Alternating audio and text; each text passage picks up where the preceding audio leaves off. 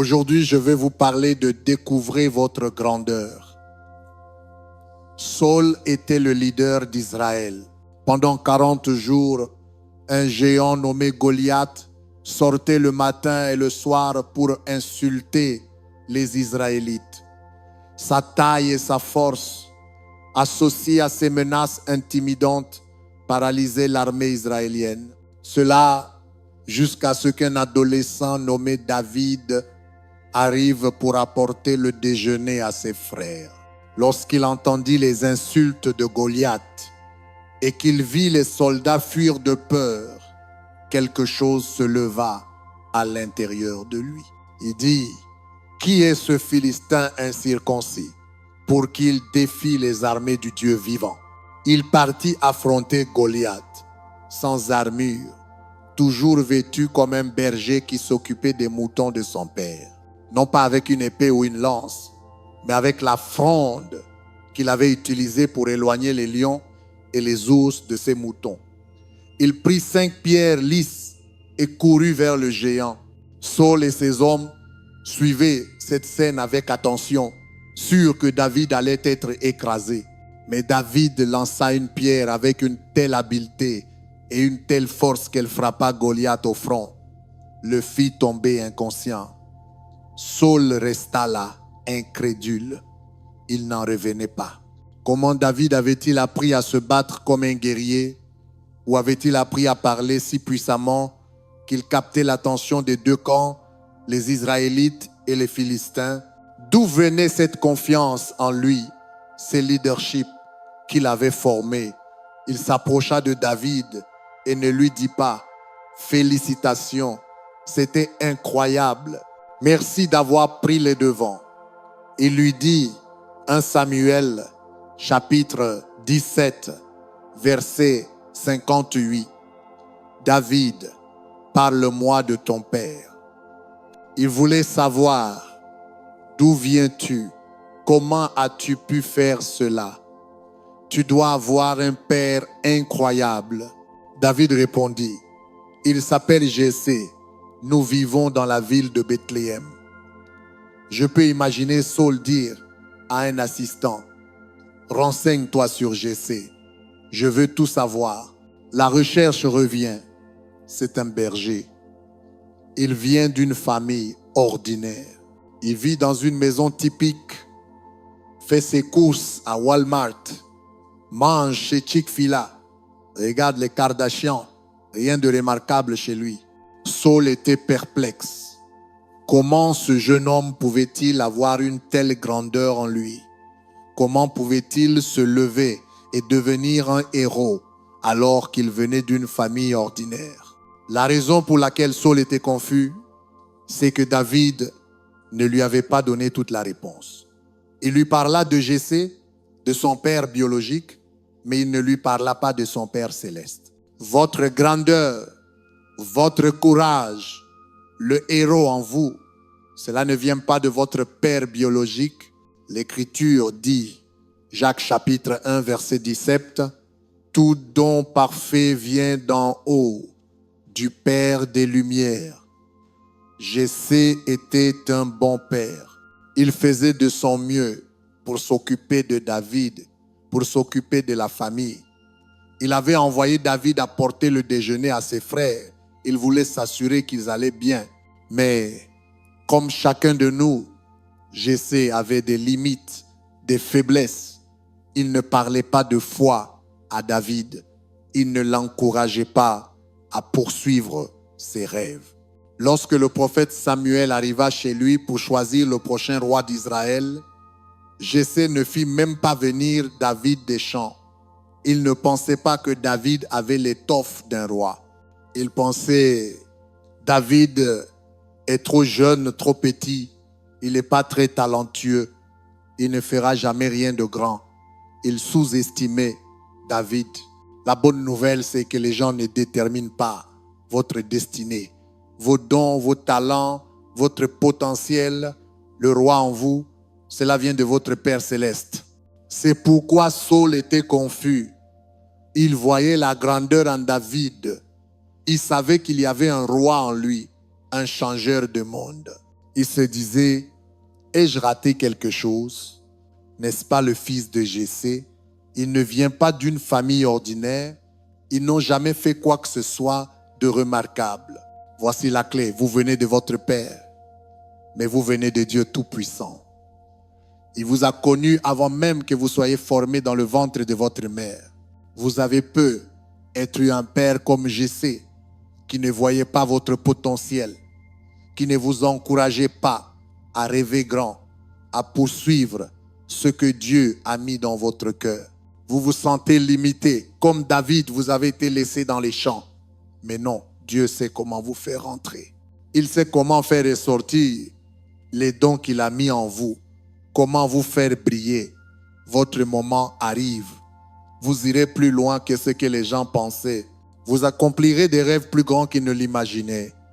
Il y aura des gens comme Saul, incrédules, pensant. Comment avez-vous pu vaincre ce géant? Comment avez-vous pu commencer cette entreprise?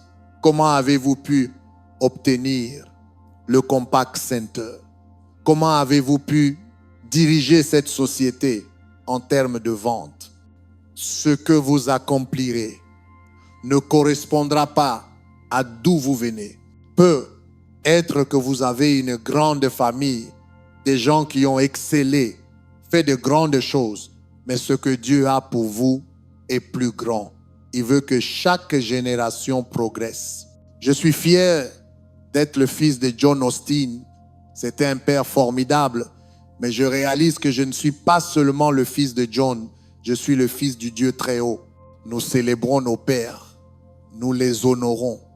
Mais je dis, ne vous arrêtez pas là.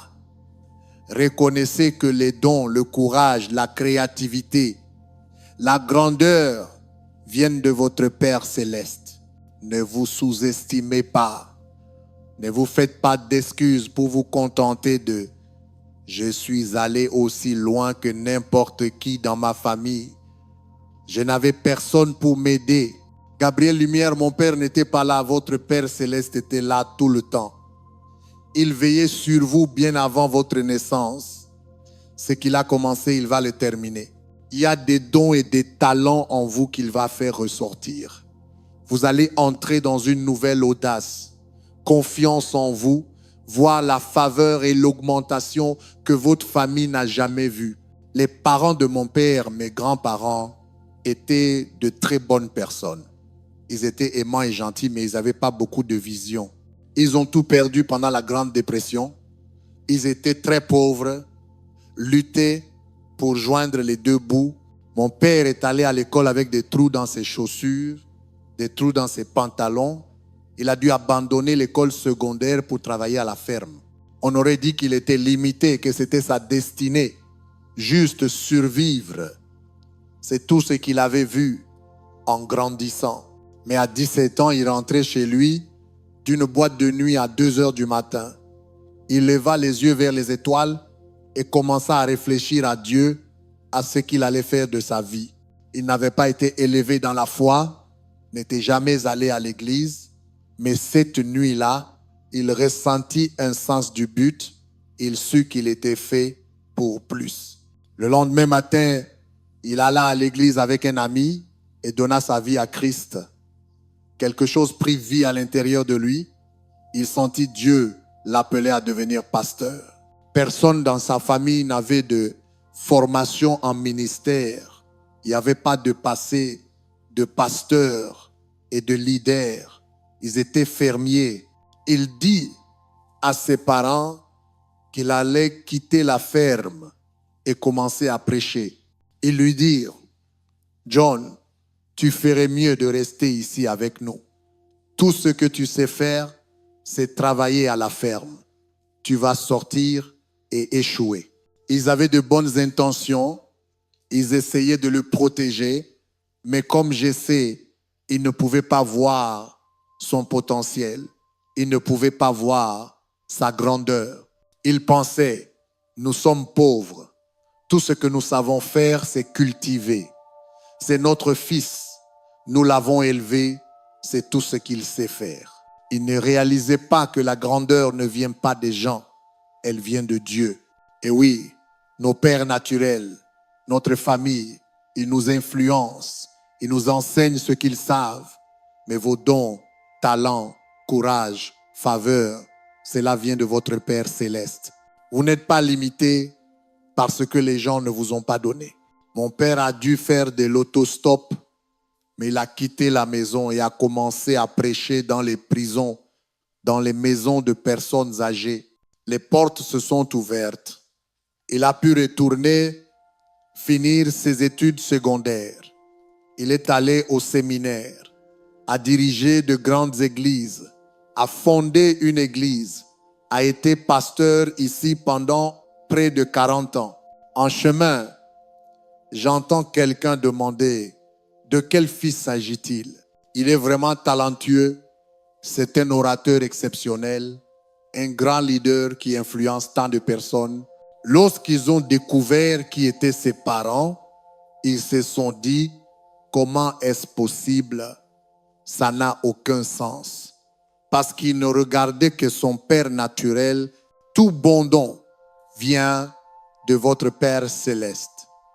Ce que Dieu a prévu pour votre vie n'est pas limité par quel genre de Père naturel vous avez eu. Jessé ne pouvait pas voir la grandeur en David. Mon grand-père ne pouvait pas voir la grandeur en mon père. Mais ce n'est pas parce qu'ils ne l'ont pas vu que cela l'empêche de se réaliser. J'espère que vous avez eu un grand-père comme moi, un père aimant, gentil, qui vous a poussé à aller plus loin et vous a aidé à être confiant et en sécurité. Mais même si vous ne l'avez pas eu, vous allez quand même accomplir de grandes choses. Vous allez laisser votre marque. Peut être que votre père était comme Jessé. Il ne croyait pas en vous ou il n'était pas là. Il vous rabaissait. Lorsque vous pensez à votre père, ce n'est pas un souvenir agréable. C'est une source de douleur et de déception. Peut-être qu'il était comme le père de mon père. Il voulait du bien, mais il disait à mon père ce qu'il ne pouvait pas accomplir, comment il allait échouer. Ce que je veux que vous voyez, c'est que cela n'arrêtera pas votre destinée. Votre Père céleste surpasse ce que les gens font. Votre grandeur ne vient pas de votre lignée naturelle, de votre héritage. Elle vient de votre Père céleste. Ce qu'il a dit sur votre vie se réalisera. Parlez-moi de votre Père. Eh bien, il était tellement occupé qu'il n'avait pas de temps pour moi. Il me décourageait. Il était aimant et gentil, mais il avait des défauts. Je ne parle pas de ce Père-là, parlez-moi de votre Père céleste. Il a parlé les mondes en existence. Il a lancé les étoiles dans l'espace. Il vous a fait d'une manière merveilleuse et unique. Il a dit, vous êtes une œuvre d'art. Il vous a équipé, fortifié, oint. Il a mis en vous des graines de grandeur. Il vous appelle un créateur d'histoire, un tueur de géants, un changeur du monde. Que votre Père naturel ait été grand ou pas, que vous ayez des souvenirs agréables ou non, lorsque vous reconnaissez qui est votre Père céleste, qu'il est le donneur de tous les bons dons. Cela signifie que si votre Père était aimant, gentil, talentueux, généreux, tout cela venait de notre Père céleste. Peut être que c'était l'inverse. Alors, malgré ce que votre lignée naturelle possède, malgré la dysfonction, la limitation, vous serez l'exception. Vous vaincrez les géants. Vous accomplirez vos rêves. Vous deviendrez tout ce que vous avez été créé pour être. Dans la défense de mes grands-parents, ils n'avaient aucune expérience de leadership. Ils ne savaient pas comment former mon père pour devenir pasteur. Ils n'avaient jamais connu l'abondance, plus qu'assez, ou l'influence. Pas étonnant qu'il n'ait pas pu le voir, c'était quelque chose de totalement étranger pour eux. Ne critiquez pas ceux qui ne peuvent pas voir ce que vous pouvez voir. Dieu mettra des choses dans votre esprit que vos parents, vos proches, les gens autour de vous ne peuvent pas imaginer. C'est trop grand, trop puissant, trop influent. Ils ne peuvent pas le comprendre. Ils ne l'ont jamais vu. Vous allez établir une nouvelle norme. Vous allez accomplir des rêves plus grands qu'ils n'ont jamais imaginés. Vous allez voir de l'influence de l'honneur, de la richesse que votre famille n'a jamais vécu. Il n'y a pas d'historique à cela. Lorsque vous regardez en arrière, tout est au même niveau. Je ne vois pas comment cela peut arriver. Vous regardez en arrière vers votre lignée naturelle. Je vous demande de ne pas regarder en arrière, mais de regarder en haut. Votre Père Céleste a de grands dons à venir, une grande faveur, de grandes opportunités, de la créativité, des idées, des ressources qui dépasseront vos attentes. Il est sur le point de vous catapulter dans la grandeur, dans l'abondance, dans de nouveaux niveaux de votre destinée. Il y a des moments où, pendant des générations, tout reste pareil, tout va bien, sans plainte, puis soudainement, comme avec David, la grandeur se révèle. Il n'y a pas d'explication. Comment David a-t-il pu vaincre ce géant? Jessé ne pouvait pas l'entraîner pour cela. Il ne pouvait pas l'entraîner à devenir roi. Ce n'était pas dans Jessé. Il n'avait jamais vécu cela. C'était la faveur de son Père Céleste qui brillait sur lui. Lorsque Jésus était sur terre, il parcourait les villes en guérissant les malades, en guérissant les lépreux, en enseignant avec une telle autorité et sagesse que de grandes foules le suivaient. Quand les gens regardaient ses origines, d'où il venait, ils ne comprenaient pas. Ils demandaient, Matthieu chapitre 13, verset 55, « N'est-ce pas le fils du charpentier ?» Il disait, « N'est-ce pas l'enfant de Joseph ?» Nous connaissons Joseph. Il construit des armoires. Ce n'est rien de spécial. Comment son fils pourrait-il faire des miracles? Comment son fils pourrait-il être aussi influent? D'où vient cette sagesse pour enseigner dans les synagogues? Comme Saul, il se concentrait sur son père naturel, sur ses origines, sa formation, où il vivait, sans réaliser qui était son Père Céleste. Parfois, la vie essaiera de vous dire que vous êtes ordinaire, que vous avez atteint vos limites, que vous êtes allé aussi loin que possible. Regardez votre famille, rien de spécial chez vous. Vous ne pouvez rien faire de grand. Vous êtes juste le fils de Bill. Vous êtes juste le fils de Kézi. C'est peu être vrai, mais vous devez réaliser que vous avez un autre Père. Ce n'est pas un manque de respect envers votre Père naturel, mais votre Père céleste est le donateur de tous les bons dons. Je crois que Dieu va se manifester dans votre vie de manière telle que les gens vous regarderont et penseront, n'est-ce pas le fils de Jessé? Comment David peut-il vaincre ce géant? Son père est berger. N'est-ce pas le fils de Jack Austin? Comment John peut-il être pasteur? Dans une église de milliers de personnes, ce sont des fermiers. N'est-ce pas le fils de William? Comment peut-il diriger sa société? William a lutté contre une addiction. N'est-ce pas le fils de José? Comment peut-il être aussi réussi? José n'était jamais là quand il grandissait.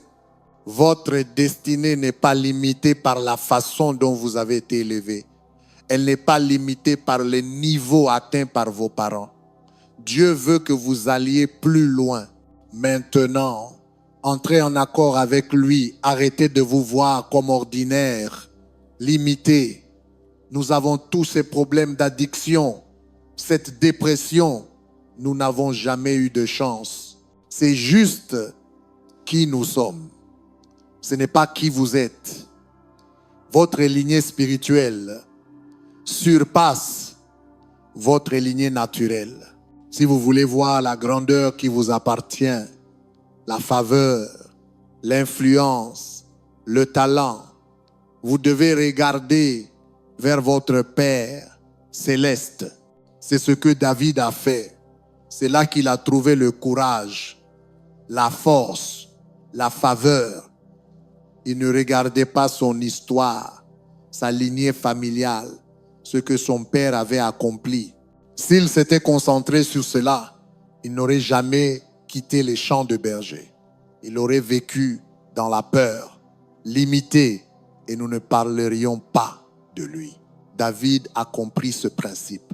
Il a dit à Goliath, « Tu viens contre moi avec une épée et un bouclier, mais je viens contre toi au nom du Seigneur, le Dieu d'Israël. » Il disait, « Tu es peu être grand, tu es peu être puissant, mais je sais qui est mon Père céleste. Je sais ce qu'il a mis en moi. » Dans les Écritures, Dieu a promis à Abraham qu'il serait le père de nombreuses nations. Il avait 80 ans et n'avait jamais eu d'enfant. Sa femme Sarah était passée par la ménopause. Il n'y avait aucune possibilité, selon la nature, qu'ils aient un enfant. Mais Dieu dit à Abraham de faire quelque chose d'intéressant. Sortir la nuit de sa tente et regarder le ciel. Le nombre d'étoiles qu'il pouvait voir, voilà combien de descendants il aurait. Il semblait impossible d'avoir des enfants. On aurait dit qu'il était trop tard. Dieu aurait pu leur faire cette promesse à 35 ans. Il aurait pu leur parler à un moment plus raisonnable, lorsque cela était plus courant d'avoir un enfant.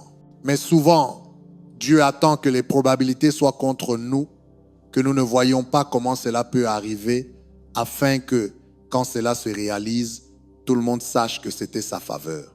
Mais le temps que nous attendons est un test de notre foi. Allons-nous nous décourager, nous parler à nous-mêmes en disant que cela ne se produira jamais? Cela n'arrivera jamais, Gabriel Lumière. Cela fait trop longtemps. Ce géant est trop grand. Je peux imaginer ces pensées venant à Abraham. C'est alors que Dieu dit, « Abraham, sors de ta tente et regarde en haut. » Dieu lui disait, « Abraham, tu le regardes d'un point de vue naturel. Tant que tu es dans ta tente, tout ce que tu vois, c'est toi et Sarah. Tu es concentré sur ce que vous pouvez accomplir. Tu dois sortir de ta tente et regarder en haut. Mets-moi dans l'équation, reconnais que je suis ta source. Non, tu ne peux pas enfanter cet enfant par tes propres efforts. Tu es trop vieux. Mais je suis ton Père céleste. Je peux faire des choses que tu ne peux pas accomplir. Lève les yeux de tes impossibilités et garde les yeux fixés sur moi. Lorsque nous sommes dans notre tente, tout ce que nous voyons, ce sont nos limitations. La façon dont nous avons été élevés, ce que nous ne pouvons pas faire. Dans notre tente, il y a notre père, nos grands-parents, notre lignée familiale. Vous devez sortir de votre tente et regarder en haut. Ayez une vision plus grande. Vous ne faites pas la vie tout seul. Oui, vous avez des parents naturels, des proches, mais votre Père céleste contrôle l'univers. Il fait des chemins là où vous ne voyez pas de chemin. Il n'est pas limité par la façon dont vous avez été élevé, par votre passé, par ce qui semble impossible. Si vous sortez de votre tente, obtenez une nouvelle perspective. Commencez à croire que vous êtes favorisé. Déclarez que de bonnes choses arrivent.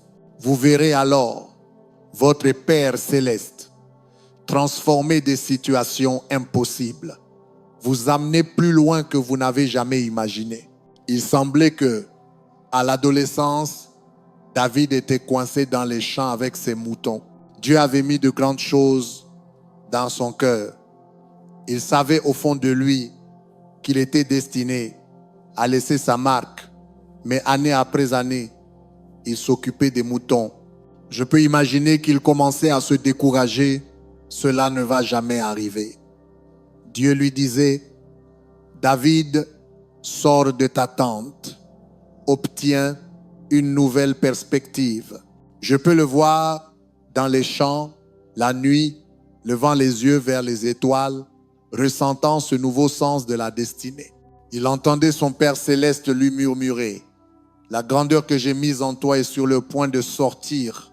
Continue à croire, continue à rêver, continue à donner le meilleur de toi-même. Lorsque mon père rentrait chez lui ce soir-là, après la boîte de nuit, à 2 heures du matin, pour une raison quelconque, il leva les yeux vers les étoiles. Il se sentait limité, sans avenir à espérer, mais cette nuit-là, en levant les yeux, quelque chose commença à se produire. La foi se leva, un espoir qu'il n'avait jamais ressenti, un rêve de faire quelque chose de significatif avec sa vie. Que s'est-il passé? Il est sorti de sa tente. Il savait qu'il venait de ses parents, mais cette nuit-là, il commença à se rendre compte de qui il venait réellement, que son Père Céleste l'appelait, qu'il n'était pas seulement le fils de Jack Austin, mais le fils du Dieu très haut. Vous vous sentez peu, être limité, comme si vous aviez atteint vos limites, mais au fond de vous, vous savez qu'il y a de plus grandes choses en vous. Chaque circonstance vous dit, tu es coincé. Dieu vous dit, sors de ta tente, regarde en haut. Vous êtes concentré sur le naturel, vous devez changer votre perspective. Vous n'êtes pas limité par votre passé, vous n'êtes pas à la merci de ceux qui vous ont élevé, de ce que vous n'avez pas eu, de ce qui semble impossible. Votre Père Céleste est sur le point de souffler sur votre vie d'une nouvelle manière. De nouvelles portes vont s'ouvrir, de nouveaux dons vont sortir. La grandeur que Dieu a mise en vous est sur le point de se manifester. Il y avait un jeune garçon au début des années 1900 qui a été élevé par une mère célibataire dans les collines du Tennessee. Parce que sa mère n'était pas mariée, les voisins ne laissaient pas jouer avec leurs enfants. Il était très mal vu à l'époque. Il faisait des remarques comme « Que fait-il dans notre ville et qui est son père ?» Au juste, le samedi, il allait à l'épicerie locale avec sa mère et les gens faisaient des commentaires désobligeants assez forts pour qu'il les entende. Des choses comme « Les voici encore. Avez-vous déjà découvert qui est son père ?» Ce petit garçon grandissait dans l'insécurité, se sentant toujours qu'il y avait quelque chose qui n'allait pas chez lui. À 12 ans, un nouveau pasteur arriva en ville, un jeune ministre très talentueux et passionné. Ce jeune garçon n'était jamais allé à l'église. Un dimanche, il décida d'aller écouter ce ministre dont tout le monde parlait. Il arriva en retard et s'assit à l'arrière pour que personne ne le voie. En écoutant ce jour-là, il ressentit un amour et une acceptation qu'il n'avait jamais connue. Il avait prévu de partir tôt, mais il était tellement captivé par ce que le ministre disait que le service se termina avant qu'il ne le réalise. Et il se retrouva pris dans la foule. En quittant l'église, le jeune ministre saluait les membres de la congrégation à la porte. Il vit le jeune garçon, remarqua qu'il n'était avec personne. Il ne savait rien de lui, mais dit très innocemment et amicalement, « Jeune homme, de quel enfant es-tu » La pièce se tut immédiatement. C'était la question que tout le monde voulait poser. Le garçon ne sut quoi répondre. Il baissa la tête. Le ministre se rendit compte qu'il y avait un malaise, que le petit garçon était très mal à l'aise. Il le regarda et dit, « Oh, je sais qui est ton père. Je vois tellement de ressemblances. Tu es un enfant du Dieu Tout-Puissant. » Ce jour-là marqua un tournant dans la vie du jeune garçon. Le joug de l'insécurité et de la honte fut brisé. 30 ans plus tard, ce jeune garçon fut élu gouverneur du Tennessee. Si vous lui demandiez Ben Hooper, vous direz que le jour où il a vraiment été élu, c'était le jour où ce ministre lui a dit qu'il était son père. Parlez-moi de votre père. Je ne parle pas de votre père naturel. Peut-être qu'il n'a pas été là. Peut-être qu'il a fait des erreurs. Peut-être qu'il n'a pas cru en vous. Parlez-moi de votre Père céleste. Réalisez-vous à quel point vous appartenez à Dieu, que vos dons, vos talents, votre grandeur ne viennent pas des gens, de la famille, des proches. Ils viennent de votre Père céleste. Lorsqu'il a insufflé la vie en vous, il a mis son ADN à l'intérieur. C'est ainsi que David a pu faire quelque chose que personne dans sa famille n'avait fait. C'est ainsi que mon père a pu sortir de la pauvreté et de la pensée limitée et faire une différence avec sa vie. Notre ADN naturel se transmet, mais votre ADN spirituel surpasse le naturel. J'ai vu un documentaire sur ces chevaux de course champions, ceux que l'on voit au Kentucky Derby. Ce n'est pas une coïncidence si ces chevaux sont les plus rapides du monde. Ils ont été soigneusement étudiés et élevés pendant des générations.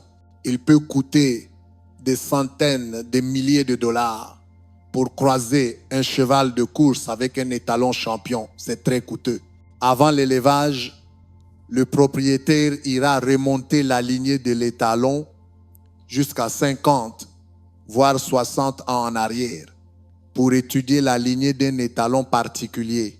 Ils rechercheront qui était son père, son grand-père, examineront la longueur de leur foulée, la longueur de leurs jambes, leur vitesse au départ, leur endurance. Avec toutes ces informations, ils choisiront l'étalon qu'ils croient être la meilleure correspondance. Ils comprennent, les gagnants ne se produisent pas au hasard, c'est dans leur ADN. C'est ainsi pour vous et moi. À cause de qui est votre Père céleste, vous pouvez vaincre des géants, vous pouvez accomplir de grands rêves, vous pouvez briser des addictions, vous pouvez établir de nouvelles normes. Je ne regarde pas des gens ordinaires, vous avez l'ADN d'un champion. Il n'y a pas de limite à ce que vous pouvez accomplir. Je sais qui est votre Père.